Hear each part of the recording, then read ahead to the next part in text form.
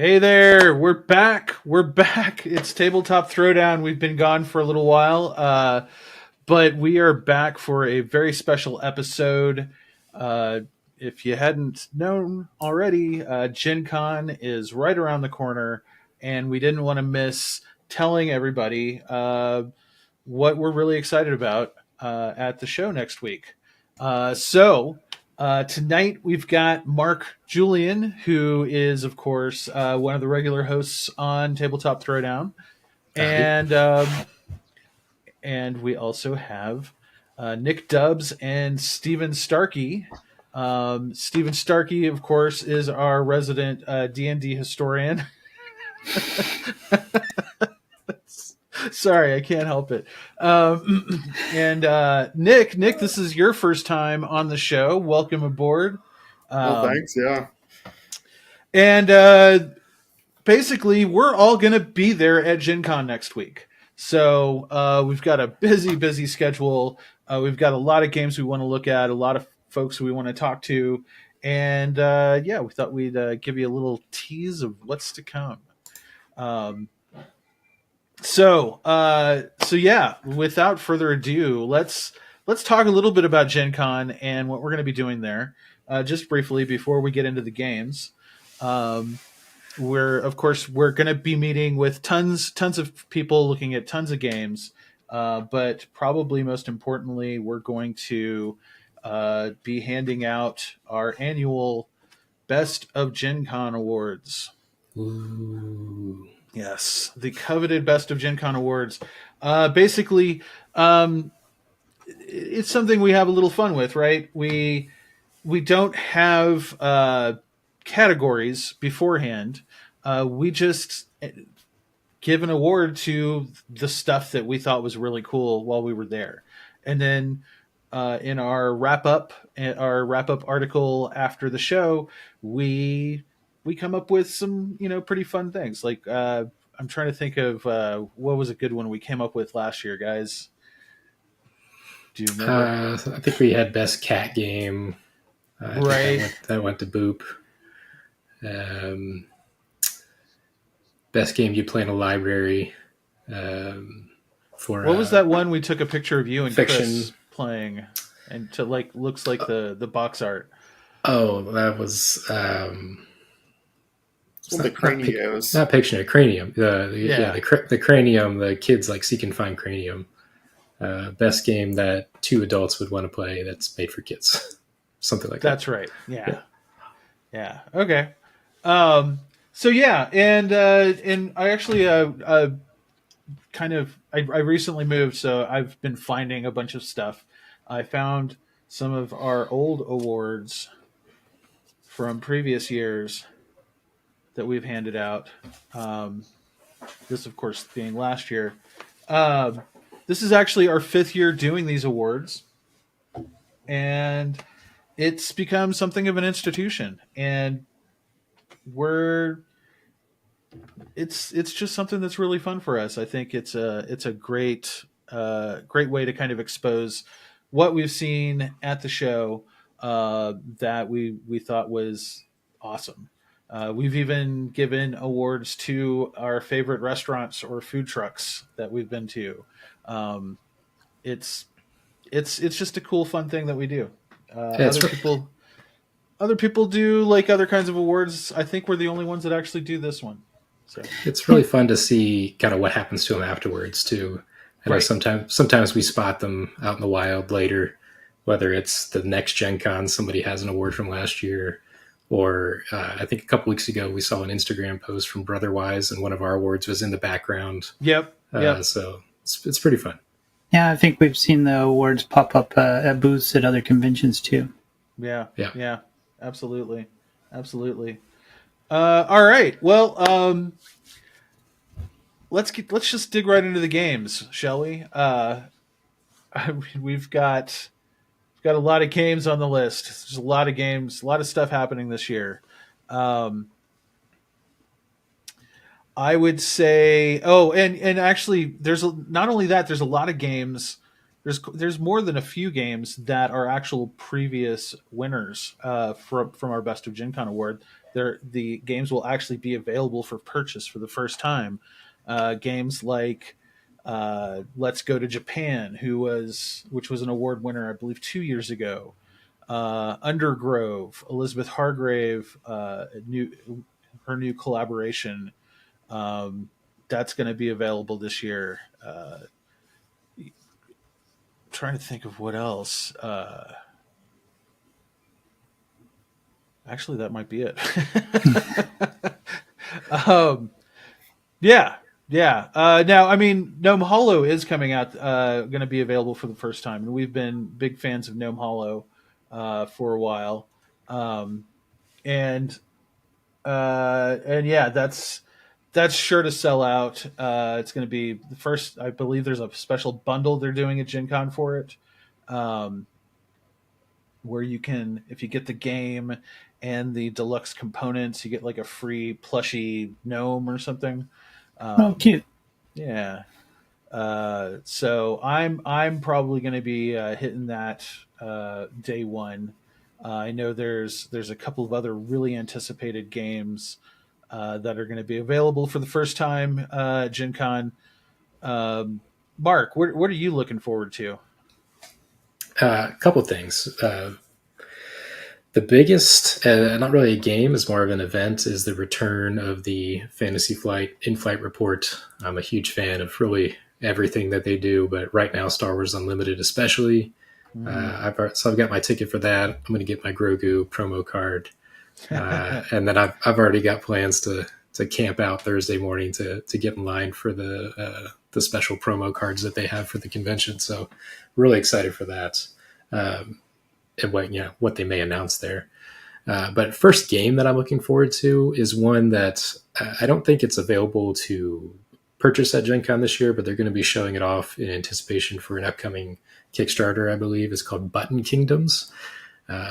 Not much information was available on BGG, but the artwork and the theme really grabbed my attention. It's like stuffed animals that have weapons like swords and spears, and one of them's got like a TNT box or something, and it's a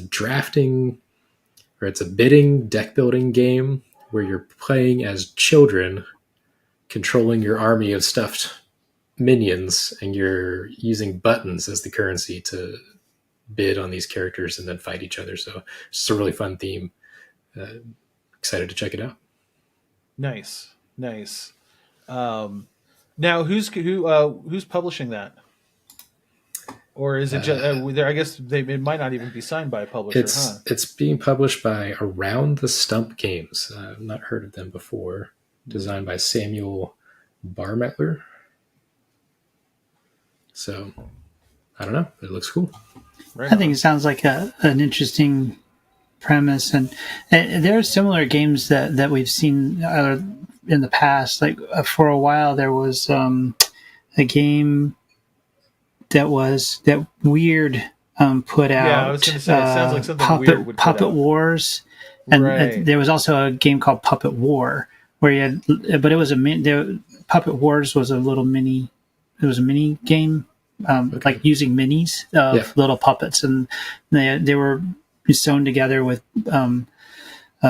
buttons for eyes and so forth, and it was based on Weird's Malifaux miniatures game. So, and just the theme of having your little stuffies or whatever fighting. I think that's I don't know. I think that's pretty intriguing. It lights up your imagination.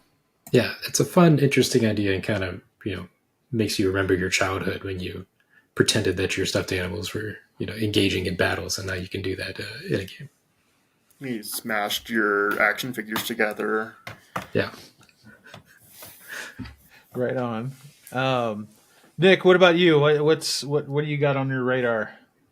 Oh, pretty much number one on my list is Terminus. Dan apparently backed it, so he's already got it in his hands, and he's raving about it. I demoed it at Origins. It's got the market manipulation system from Power Grid, but you are making a network of a subway system. So it's really cool. I'm a really big fan of it so far. I am really looking forward to that one. Yeah, There we was actually just published a video from Origins, some video coverage from Origins on that game. I believe the publisher called it "Ticket to Ride on Crack." Interesting.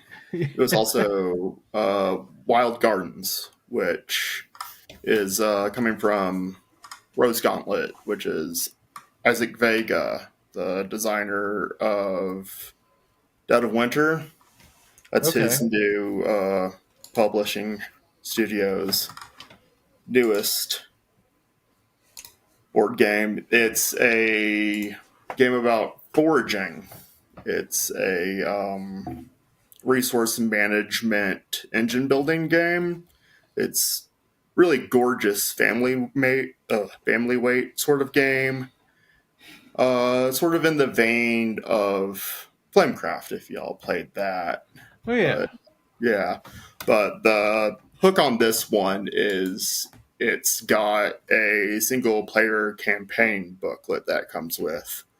Interesting. So I'm looking forward to getting that one on the table as well. Yeah. yeah. Actually, they just announced that Wild Gardens is fulfilling. It was a Kickstarter that's fulfilling right now. So very cool. Yeah.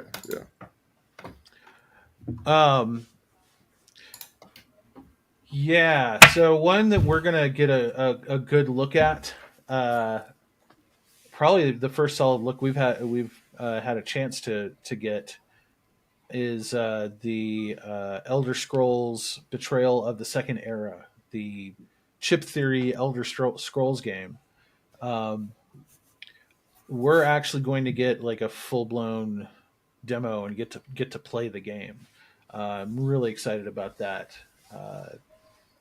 Definitely a big fan of the Elder Scrolls video games over the years, and there's been a few attempts to bring Elder Scrolls to the tabletop, but I was kind of surprised to see Chip Theory tackle it this time. I know it caused quite a stir when the crowdfund launched last year.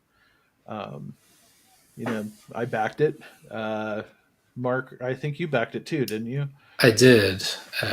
I've been looking for a big campaign game that I can really invest in long term for a while. And every one that I've previously backed, I've always backed out on because it gets to the end. I'm like, I don't know that I'm going to play it. But I'm also a big Skyrim fan. I'm feeling pretty good about this one. And I think they've learned a lot from their previous games and the character customization that they've done before really lends itself to Skyrim and the RPG elements of building your character and leveling up different skills and stuff. So it seems like what they've done before meshes perfectly into this theme. So I think it's going to be really good. I'm excited to check it out at Gen Con for sure. Yeah, totally. Absolutely. What about you guys? Any interest in Skyrim? I played Skyrim, and I mean, not Skyrim, Elder Scrolls. Gosh, yeah, I just I know what you're default to talking Skyrim. about. Sorry, Yeah. it's like it's almost like I've owned it on 50 different platforms or something. Right. So I played it and Elder Scrolls, and looking forward to seeing what it looks like on the tabletop. I always hesitate a little bit on a video game to tabletop conversion. Sometimes, it's hit or miss, right? Some of them have really done really well. But I have high hopes for this one. I'm looking forward to seeing it. Well, it's a commitment, right? It's not like you can just go, oh, hey, let's go play Elder Scrolls. It's you gotta if you want to have fun with it, you gotta dig deep. Yeah. This is a game that you have a space to set it up, and you're going to leave it out on the table, and you're going to play this for like a couple weeks at a time, I think, to really dig into it. Because if you just break this out for one session every couple months, there's so many mechanisms and things that you're going to have to relearn and do so much teaching and setup every time that I could see that making me hesitant to pull it off the shelf versus like, hey, this month I'm going to play an Elder Scrolls campaign and I'm going to set it up on an extra table and I'm just going to play through it. I think that's the ideal setting or a way to play this game. I'd heard good things about Too Many Bones, and that was years ago now. So I imagine that with that much time to iterate on the system, right? They have all that RPG experience under their belt. Like they have the pedigree now. So I wouldn't be surprised if this is quality. Yeah, I mean, their last several releases have been pretty high caliber. Burns Cycle was a little hit or miss, but Cloudspire's... Huh? That one was out there, though. That was one of their weird ones. Yeah. Oh, totally. Now, I haven't tried their... they have like the smaller game that they just did like a second... 20 iteration. strong. Yeah, I haven't played it either, but interesting. Yeah. I think there's they just announced a Nemesis 20 strong expansion. I think it's 50 strong yet? Or 50 strong? 50? Strong? Yeah, it's one of those. Number strong? Yeah. They might have some new expansions for that at Gen Con as well. So while we're at the booth, we'll get some eyes on that too. Nice. I think I saw it on the BGG preview list. Yeah, that they had at least one. Yeah, and then one thing that we have taken a look at and was actually one of the other best of award winners last year, I believe, is Luthier. Luthier is the follow-up release from Paverson Games, the makers of Distilled, which is a great game. Love that game quite a bit. This one's a little crunchier. It's the theme is around making musical instruments and having patrons, like, back when that sort of thing was what you did when you were a musician. And it's come a long way. Like, I think the first time we got hands-on with the prototype was at PAX Unplugged last year, and it was super cool. And it's just been looking better and better. It's actually on Kickstarter right now. So, oh, really? Yeah, it's on Kickstarter right now, and they will have the most high fidelity for prototypes and running demos at Gen Con during the week. I actually think all of those events have been sold out. I think Dave just announced that.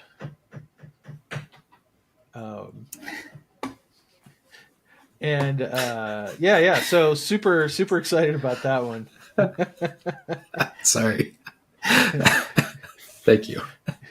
I know you've been raving about that, and I love Distilled. So yeah. Oh yeah. No, this one looks really good. Good. The demo at PAX, I was surprised actually. I sat down and I looked at it and I thought, oh, this is going to be a lot, but it flowed really smoothly. It was pretty good. So. Yeah. Now I know there's another game that was on my list that I know. I haven't played any of the games in this series, but I've heard good things. I know Nick and Dan have raved about them, and Mark, I believe you've played them as well. The Undaunted games, and like, I gotta admit, I'm not the biggest World War II themed game. That's not one of my favorite themes. There are a few standout games that are World War II themed, or World War One. I guess there was a World War One Undaunted, right? No, they're all World War II. They're all World War II. Okay, all right, never mind. Yeah. See, I don't know what I'm talking about. I'd play that one though. I need to let you loan Stalingrad. Yeah, well, I was like when they announced this one, Undaunted 2200 Callisto, and said it was going to be a sci-fi setting, I was like, oh, It's not just a I'll try sci-fi that. setting. It's space miners on strike versus space. Oh gosh, who's the old time Union Busters? The Like the Pinkertons. Yeah, the Pinkertons is essentially space Pinkertons in mechs. Like this game was made for I'm me. in. I'm in. I'm so in. I want to try it. Yeah. It looks great. Yeah, it's like one of my favorite game series with a great theme. Yeah, I'm here for it. Yeah, Undaunted has great deck building mechanics, really kind of innovative at the time when the first game came out, where you have your own personal marketplace of cards, and then you're building your forces from that as you go. So, yeah, we're interested to see how they translate that to this new setting. Looking at this picture, I don't know how current or accurate this is, but obviously we have a map here with kind of abnormally shaped regions rather than the square tiles we've seen in the previous games. You've got various types of dice instead of all d6s, so a little bit more nuance and dynamic combat system maybe than just checking d6s. The art's great. So I'm excited about this one. Very excited. And yeah, Gen Con will be the first time you can actually purchase the game, so it will be out. And I know they're running demos all weekend too. I'm sure they are sold out as well. Of course, people always get more tickets than they can attend, so it's never a bad idea to, if you're really hungry to get into a game, to just go and hover. At minimum, you get to watch other people play it, right? So yeah, this is one that I imagine is going to sell out pretty quickly. Yeah. Oh yeah, a couple of years ago was when Stalingrad was supposed to come out, and they had some logistics issues, and it didn't wind up coming out then. But this one's been in circulation for a while, or like overseas, I believe. So it's like pretty much guaranteed to be out. Right, because Osprey is based out of Europe. Right? Yeah. I think Yeah, so. so like I've if I understand correctly, this one like this was at UK Games Expo. Yeah, I think was the first time. Yeah, so this is the first time you'll be able to get it in the US. Yeah. So, Steven. Yes. I know there's something that's been announced recently that you're excited about. Yes. So let's talk about that. The Dungeons and Dragons Player's Handbook 2024 is coming out. Yep. So, which is the next iteration of the Dungeons and Dragons rules, but not a departure from 5.0, but a iteration upon. So, yeah. More of I'm looking a layer forward on to top than a replacement. Yes, exactly. Their most recent module that came out, the Tales from the Infinite Staircase, is intended to bridge between both sets of the rules, the 2014 and then the 2024. So the intention with the 2024 rule set is that it'll be backwards compatible, and they'll have the Player's Handbook available. The first, I believe it's 3,000 copies are going to be sold at Gen Con. So this is also, of course, once again, the 50th anniversary of D&D. So there's a lot of D&D stuff going on at Gen Con for the first time in years, considering that Gen Con used to be like D&D's convention, right? Back in the day. It was literally run by Gary Gygax. But yeah, there's a ton of D&D stuff going on. And yeah, they're going to have 3,000 copies of the Player's Handbook available on like a ticketed system. Like you'd have to go get the ticket first thing in the morning at like 7 a.m. every day for that day's allotment.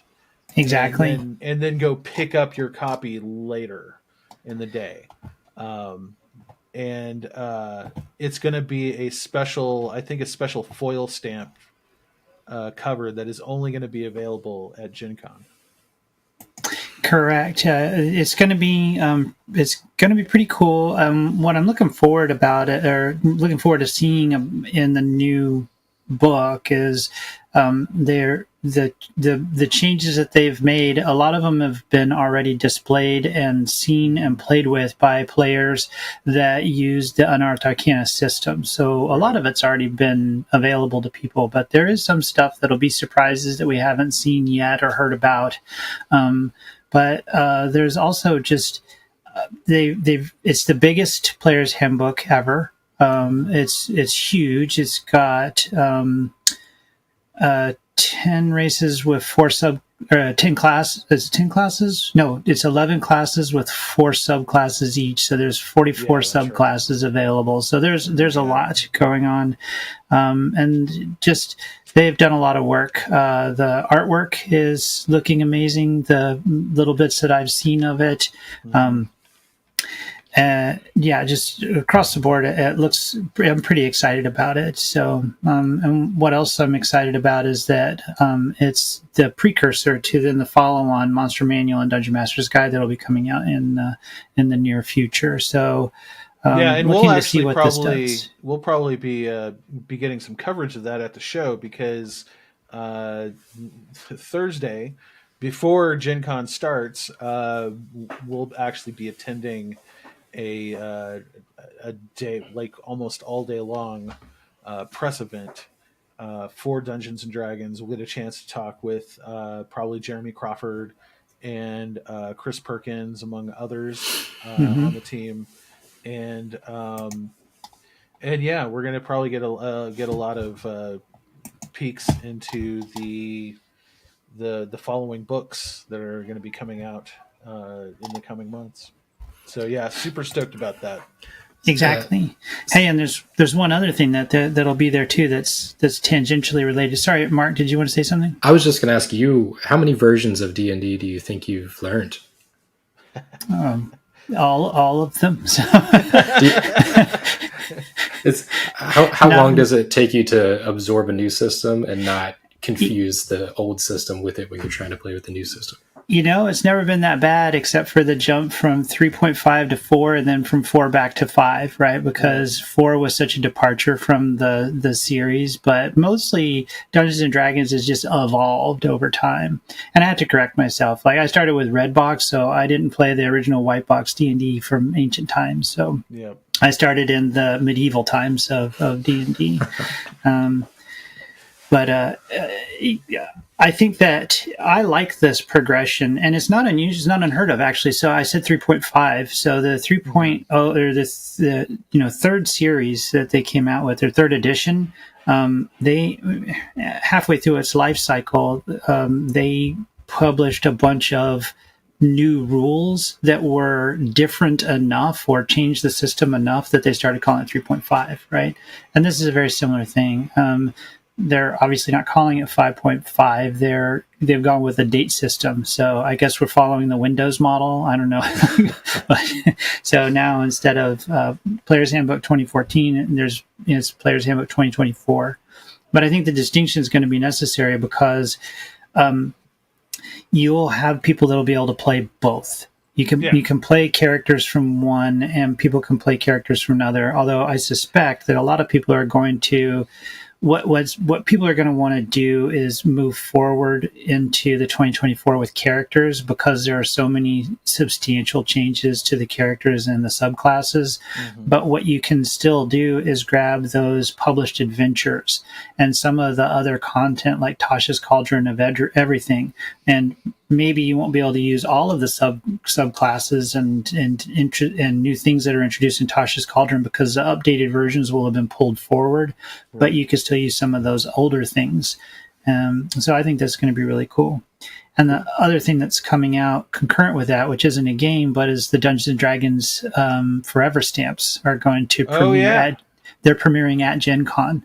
There's going to be a ceremony, and you'll be able to get some swag if you're attending the ceremony. And Chris Perkins and Oh, brain just fell out of Jeremy gear. Crawford? Thank you, Jeremy Crawford and Josh Herman will be there. So Nice. they're going to be there. You can I imagine get some. Michael Whitwer is going to be there as well. Yeah. So this is going to be you'll be able to be the first people to get your hands on those stamps. So if you're a stamp collector, that's awesome. If you're a D&D player, that's awesome. If you're both, even more. So. Yep. And kind of also kind of adjacent to that, of our good friends at GUI Cube are going to be doing their Great GUI Dungeon Game Show once again this year. We actually gave the game show Best of Gen Con award last year. They're moving into the big room. They're moving into the ballroom, and Wow. there's going to be 500 people in attendance in addition to everybody there. And I just got confirmed this afternoon that I will once again be a player for a segment. So Nice. if you're not going to be at the show, then be sure to hit up GUI Cube's Twitch channel for a live stream of that. It's always a blast. It's a star-studded cast. Other than myself. You're a star, Mike. I believe.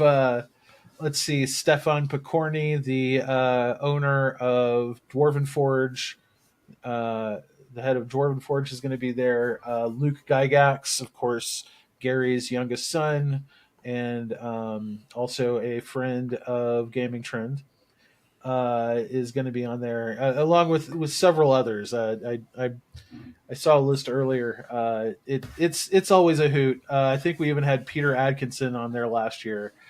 He was sitting next to me when I played. Peter Adkinson, of course, the original CEO of Wizards of the Coast and the current head of Gen Con. So, it should be a hoot. Definitely check it out. Oh gosh, so many more games. Mark, pick one. Should we go through and rapid fire a few? Or let's just throw it out there. Oh, you know what? All right. Okay, so I put these two together because it's almost like they're two takes of the same thing. Vegetable stock and stock exchange. They are both vegetable based stock, like as in stock market games. I believe one is one's by the OP, and I think that is Stock Exchange, and vegetable stock is from Awakened Realms. Really? So yeah, like that's a compare and contrast article in the works there, right? Yeah, the Awakened Realms would not have been my guess, but yeah. No, I'm sorry. God, Arcane Wonders. Arcane. Okay, that makes more sense. Why do I always mix? I mix those names up? Sorry. Yeah. All right. Yes. Awaken Wonders. Arcane Realms. Whatever. Tomato. So yeah, I thought that was pretty intriguing. Now we see this every once in a while, right? Like we see similar themes. Like I think this last year has been the year of mushrooms, right? Mushrooms, yeah. You've got undergrowth, you've got mycelium, like all kinds of Gnome Hollow has mushrooms in it. But yeah, this one, this seems a little more on the nose than it usually is. So a couple more that I'm looking forward to. I'm a huge fan of Dead Reckoning. You can see some of that behind me up here. AEG is going to have the new expansion, kind of previewing it. The Kickstarter, I think, might be today or next week it launches.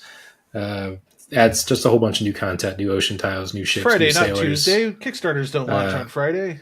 It's probably, I think it's the 29th. Is that Tuesday? Yeah. Who knows? Yeah. It's next week. It's either Monday or Tuesday. Tons of more Monday. content for Dead Reckoning, which is already an amazing game. So really want to check that out. Other one is Happy Home. I'm a huge fan of Polyominoes. A Feast for Odin is one of my favorite games. I love games where you get to build something or make something, and at the end you get to see what you've done. Even if you win or lose, it doesn't really matter because you made a thing. So it's just fun. And Happy Home is about being like an interior decorator, and you have a floor plan of a house, and you're getting tiles that are a couch and a bookshelf and all the different types of furniture and decorations you put into your house, and assembling that over the course of the game. So it seems really cool. Kind of a less typical theme, moving away from Vikings and space and Star Wars, and doing some interior decorating. So excited to check that out. And then last one that I had was Reef, which is a game that Dan and I actually did a play test for last year. And that is from Board and Dice, and it's about marine biologists going around a reef and basically collecting data. But the game it's got some area control. It's got action selection based on the movement of your ship around the reef.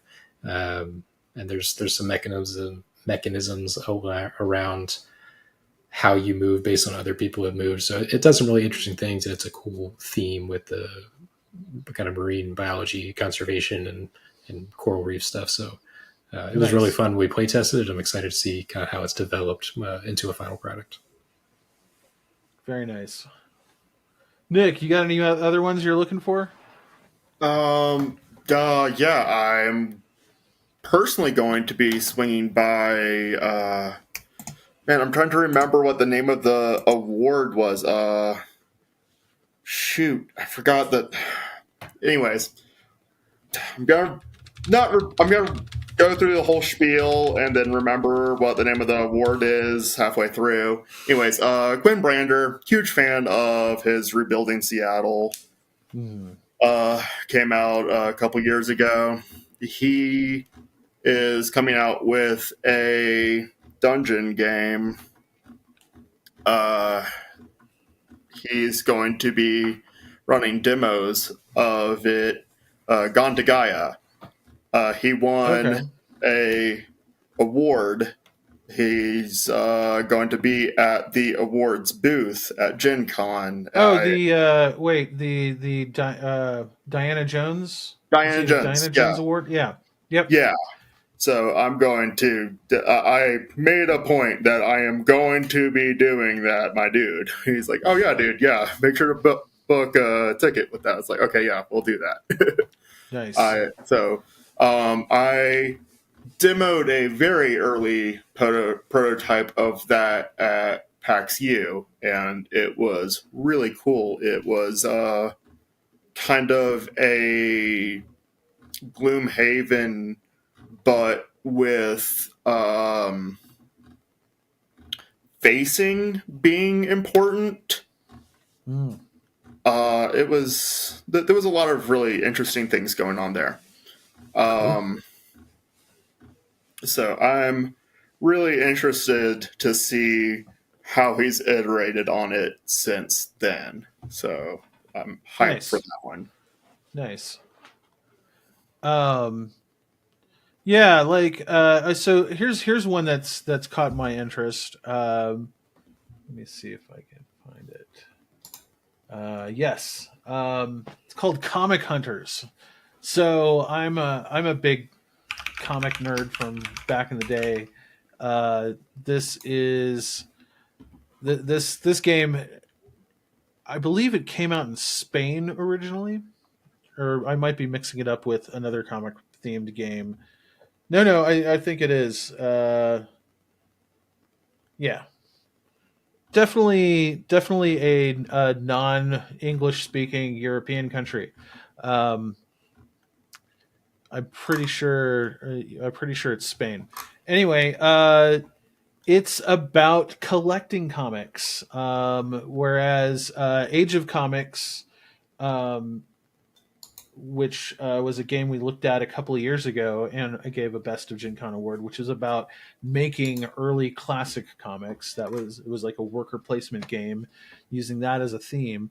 Comic Hunters is about collecting comics and finding comics, and it the thing that really kind of surprised me about this is that they actually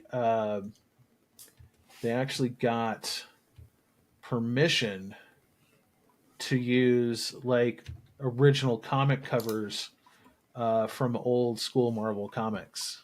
Yeah, I was just looking at the pictures. So I was like, wow, I can't believe they actually got the Marvel license for all this artwork. Yeah. No, I'm super stoked about it. And I believe this is. Oh no, I'm sorry, Portuguese. It was made in Portugal, so I was close. Not too terribly far off. But yeah, this is the first time it'll be available in the U.S. And I'm definitely going to be trying to grab a copy of this as soon as possible. Yeah, it's an auction game, drafting, set collection. This was not on my list because I hadn't heard of it, but it is now. Yeah. That art's nice. I mean, Yeah. I think that steps it up. That it's familiar artwork, right? Yeah. Like, I mean, I've owned some of these comics, right? Like I had that middle Doctor Strange comic. I had that Spider-Man comic, the first appearance of the black costume. Anyway, so yeah, I'm really excited about that one. Definitely want to check that out. There's another one that I'm intrigued by, if for no other reason than the theme once again, and that is Creepshow.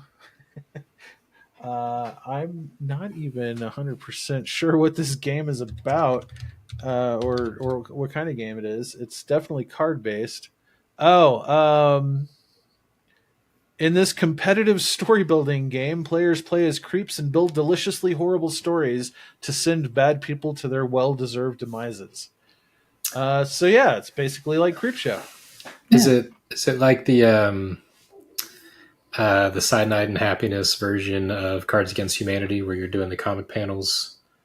Is it that type of game, or is it totally different? Oh, it might be.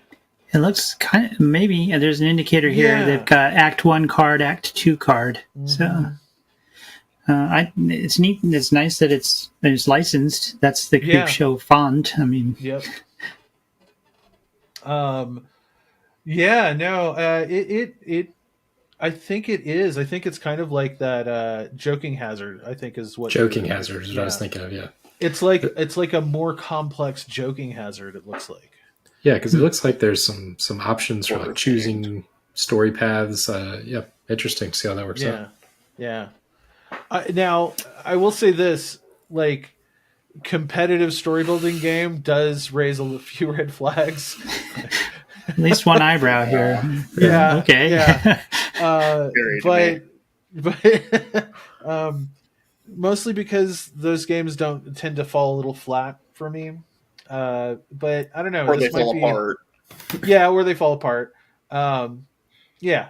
We'll check it out. We'll check it out. Yeah. I think it looks cool. The art is cool, at least. Oh, absolutely. And then okay, so this one is good just for the theme. I just love it's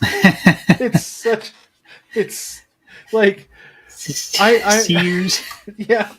I mean, it's kind of like a werewolf spinoff, so I'm not sure it's something I'm going to get very excited about. But oh my god, I love the name and I love the cover. Okay, so this is Seers Catalog is the name of the game. Yes, it's by Bezier Games. Yeah, like the seer as the role of one of the characters in the game Werewolf. Right. Yeah, interesting.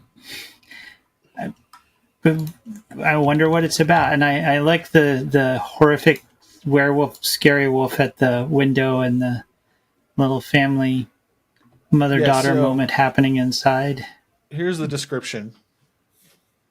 It's definitely kind of in the same world as Werewolf. but it's not a werewolf. It's not specifically a werewolf game. It's not like a hidden role game. It's an almost shedding card game in which each player tries to get rid of almost all the cards in their hand. Each round, players have a unique set of artifacts that give them asymmetric abilities to help manage their hand of cards. When one player runs out, the round is scored. So it's like Uno, but with Right. werewolf cards. Yeah, That's what it there looks you like. go. Yeah. Mark will love it. I've played my fair share. I like Uno more than I like Werewolf. So Yeah, oh, yeah, right. I don't know. Actually, it might be a great little filler game. yeah, I mean, like I said, it's the name and the cover have just cracked me up. Scout already exists. There's already the perfect filler game. I know, but you can't always play Scout. I guess so. Yeah. All right. And then let me just squeeze this in real quick. Just because that's right. It's another boop. boop the halls. Boop the halls. Yeah, so we actually got to look at this at Gamma Expo this year. It's Boop is, I love Boop. I love Boop. Boop. Yeah, Boop. This one actually looks really fun. It kind of spins the formula a little bit more. Instead of cats on a bed, you're now cats on a Christmas tree. Ooh, and you're trying to knock Oh, Christmas ornaments off the Christmas tree. oh, nice. Yeah, well, the really cool thing is there's multiple win conditions now. You can either, win the normal way as the other Boop games, get 3 cats in a row, or you can knock off or crush all of your opponent's Christmas ornaments. Or is it knock all of your own off? It's one or the other. But you could Yeah. the cats can sit on them and break them, or they can knock them off the tree. So there's kind of two threats you got to watch out for with the normal win condition and the Christmas ornaments. I love that it introduces new mechanics and they are so on theme. Yeah. I just love it. I like the kitten playing with the ornament. Yep. Yeah. So yeah, I may not race to the Smirk and Dagger booth at Gen Con because I know they have a handful of copies, advanced copies available. They're probably going to sell out like that. I can wait until PAX Unplugged to get my own copy. Sure. But I will own this. Yeah, PAX Unplugged is more appropriate for Christmas than Exactly. just in time for the holidays. I'm not ready to think about Christmas yet, guys. I'm sorry, but I mean, this has been on my radar since Gamma Expo, and again, Scott, the designer, Scott Brady, it has more Boop ideas in the pipeline. The one that I keep on hoping to see, which he told, I think it was like the very first one he told me about. I think he's still trying to figure out how to make it happen. Was Beep Boop, which is robot cats. So we'll see. This is pretty awesome though. I love the dimensionality of it.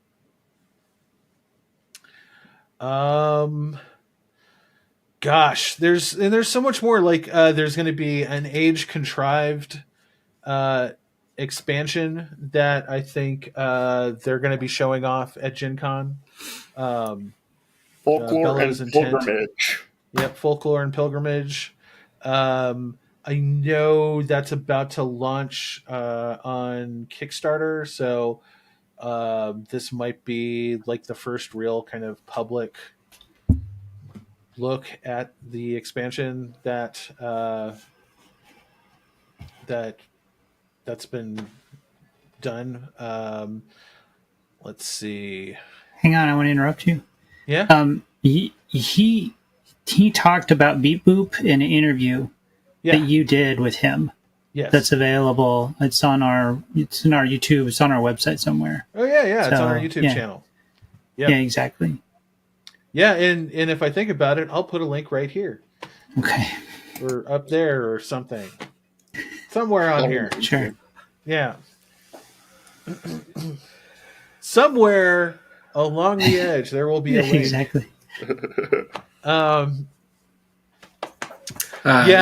You think there's any chance Restoration has maybe content for The Witcher or TMNT Unmatched at the convention?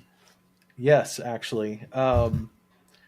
Suzanne actually did tell us that we're going to get not only get to look at the Thunder Road expansion, the Carnival of Chaos, which we first saw at PAX Unplugged and had a blast with, but we will get a chance to look at The Witcher. What is it? Silver and Steel. I think, yeah, something like that. We're going to get a chance to look at Witcher Silver and Steel and I believe the Teenage Mutant Ninja Turtles Unmatched Adventures set. So, yeah, real excited about that. All of that. Yeah. Every bit of it. Yeah, we're gonna get a chance to look at that. What else? Some other things that have been teased to us.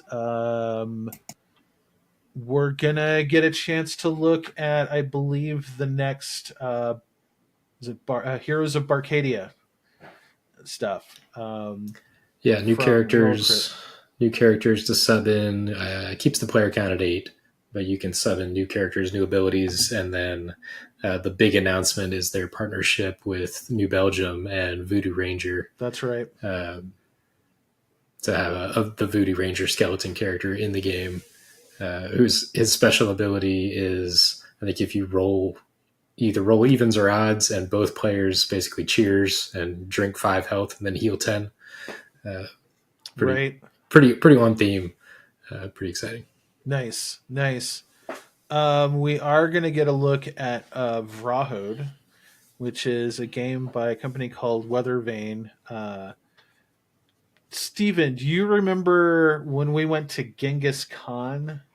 Oh wait, no, you weren't there. It was David. Sorry, you came to Genghis Khan on this last year. You didn't come previous year. Last year at Genghis Khan, there was a booth of some folks showing off a game, and it was like, wow, that looks pretty interesting. It had a like this ornate kind of 3D printed player system.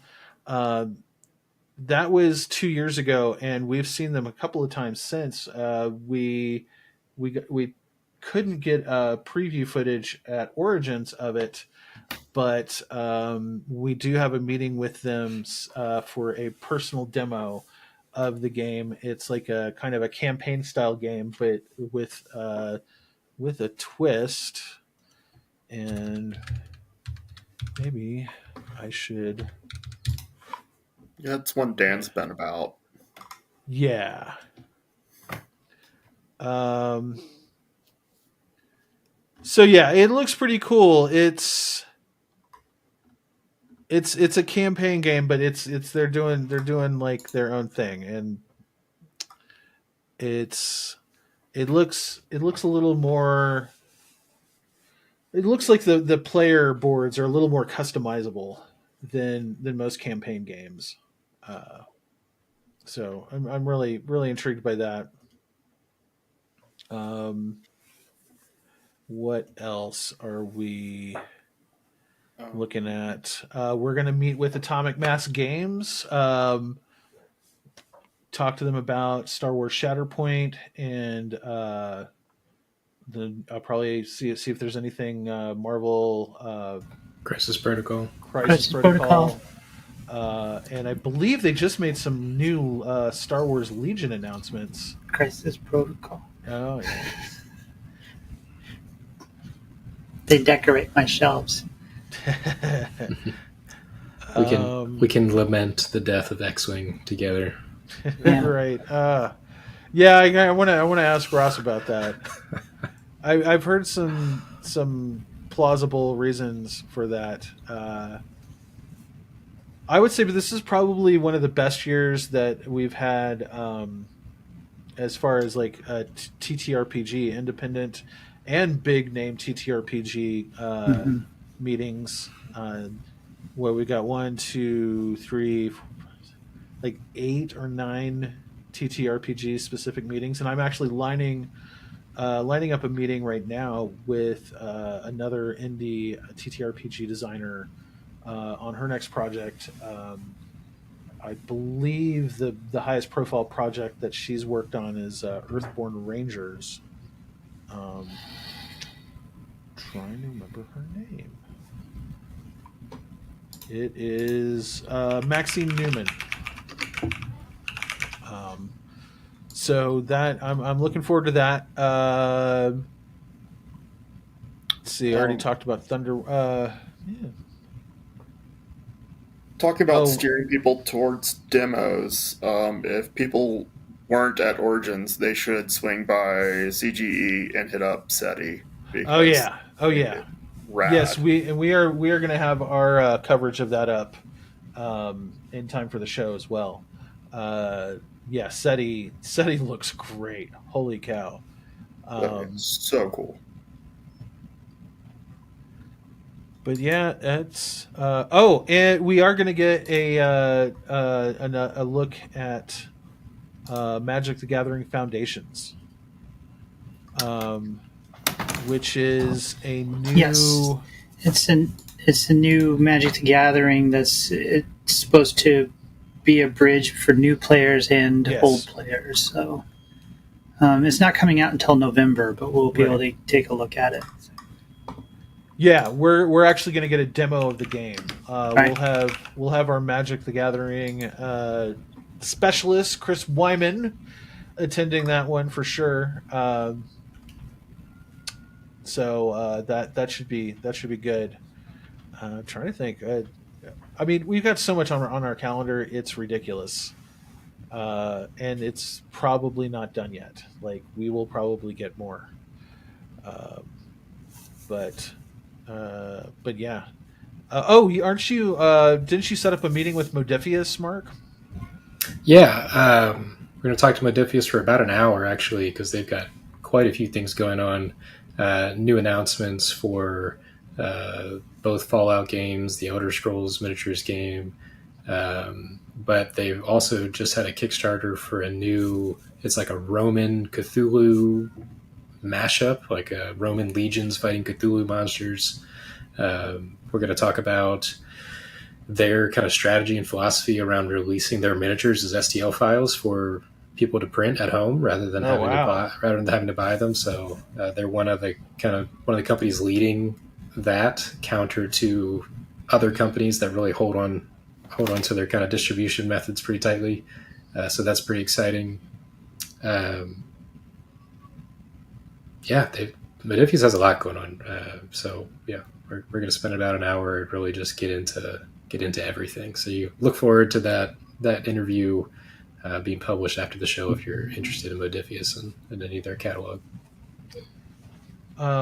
Yeah, and let me just squeeze one more thing in before we sign off.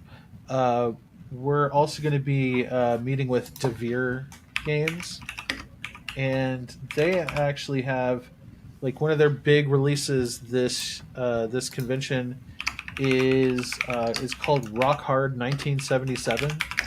It's actually designed by Jackie Fox, who was a member of the Runaways. Huh. So, wow, yeah. I like Bezier Games art. It's always, they have unique art for every game, and it's always a really cool style. So, I was a big fan of White Castle last year. White Castle was pretty amazing. Hamburger jokes notwithstanding. Three Ring Circus back here is Bezier. We gave them an award at Gen Con last year. Talked to the designer. It's pretty fun. Before I forget, Modifius, the biggest announcement that I can't believe I blanked on is Mass Effect, the board game. That's Modifius. So we're going to get some details on that. So excited to share that out as well. Nice. That reminds me. Oh yeah, we got that meeting with. Oh no, we don't. Shit. And then on similar theme, the Halo skirmish game. Oh yeah. That's them, right? No, it's the other company that I always mix up with Modifius. Oh, Steamforged? No. No, Steamforged is just they did Guild Ball. They resurrected Guild Ball, and I think they've also got God. Mantic. Halo Flashpoint from Mantic. Yes. Modifius, Mantic. Right. I always mix them up. So that's, I believe we saw that at PAX, or was it Gamma? I think it was Gamma. It was a Gamma Expo, yeah.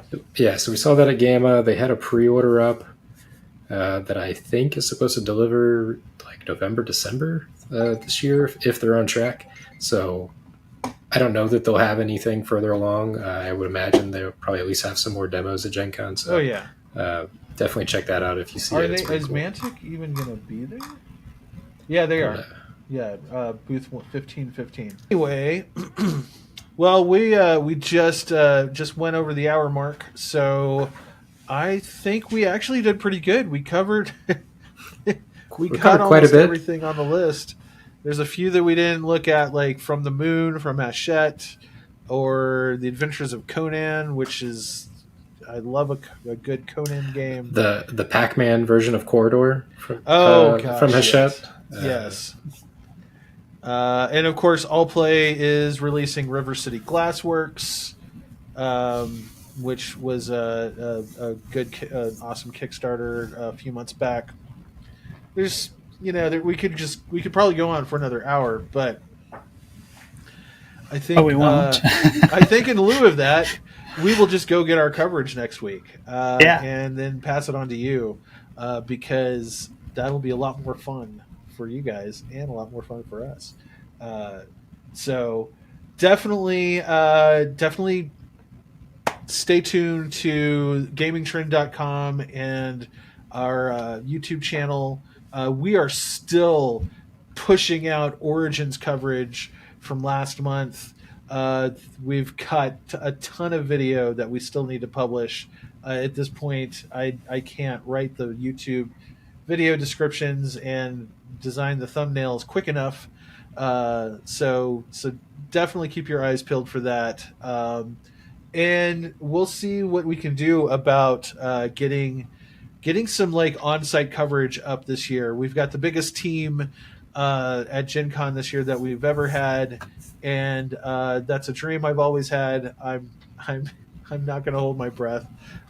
We will try to get up our coverage fairly quickly afterwards, though, if we don't get a lot of it done during the show. But you will have a ton of Origins coverage to tide you over in the meantime. As far as Tabletop Throwdown, we will the next time you see us, we will be doing our Gen Con wrap up episode, and that will probably that will launch and lead into the second half of our first season.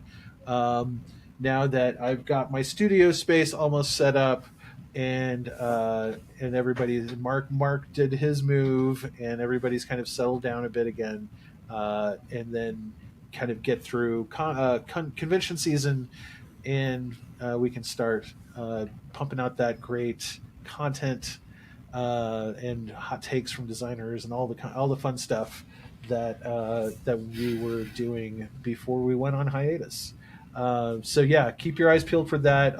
We'll have that'll probably happen sometime in mid to late August, depending on how crazy busy we are after Gen Con. And keep an eye out at the show for the Gaming Trend t-shirts, and if you listen to the podcast, say hi and let us know. Yes. Oh, hey, yes. And if you see me at the show, I will have Gaming Trend stickers, and I will give you one. So, and Tabletop Throwdown stickers. So if you like stickers and you like the show and you like our site, hit me up, and I will give you a sticker at the show. So, well, awesome. Thanks again for watching. Definitely subscribe and like and all that fun stuff. And yes, those are the stickers. Exactly. Yes. I knew I had some laying around somewhere. He's thought to be stuck somewhere.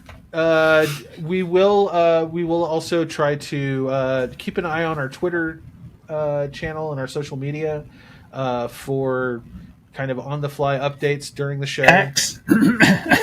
No, I'm not calling it that. Sorry, Zitter, not I happening. believe is the new term, right? Twix. Anyway,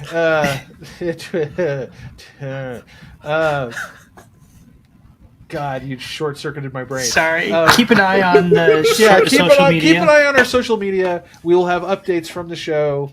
If anything like really kind of stands out to us, we'll try to post about it, and we'll definitely try to post about our best of winners as well as we hand out awards. So, absolutely. So yeah, until then, thanks for watching, thanks for listening, and we will see you on the other side of Gen Con. Yeah, see you then. See ya.